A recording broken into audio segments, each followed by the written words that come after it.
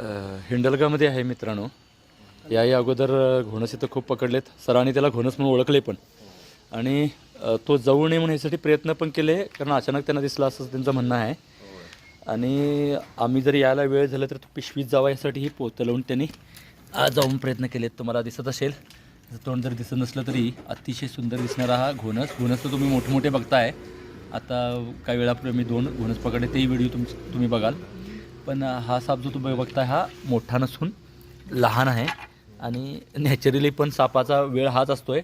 आणि मिलन काळात तर ते मोठ्या प्रमाणात बाहेर पडतात. हा तर मिलन काळातला नव्हे, कारण 1 वर्ष वयाचा हा घोणसचा बच्चा आहे, लक्षात घ्या. जो अलीकडे कमी सापडतो, इकडे मोठे सळी सापडतात. हा मात्र राऊंड म्हणून बसला आहे, म्हणून याला कन्नड भाषिक मंडल असं म्हटलं जातं, किंवा मंडल घालून बसतो बघा. वायप्रिडी वर्गातला हा साप आहे. जेवढा लहान तेवढा धोकादायक पण असतो आहे. त्यांनीच पोतं घालून ठेवल्यामुळे ह्याला आरामात तो तिथं थांबला आणि आत पण गेला असता. पण त्याहीपेक्षा आवाज बघू शकता तुम्ही, त्याहीपेक्षा हा बघितला हे महत्त्वाचं आहे. खरं तर ह्याचा आवाज हा धोक्याची घंटा आहे.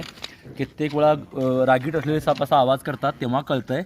आणि कळलं म्हणजे तो आपल्याला सांगतो आहे की मी तुमच्या पायात वगैरे आहे, लक्षात घ्या. आणि मी अलगद त्याला आता असा पकडतो आहे. तुम्ही जाऊन असं पकडा म्हणत नाही.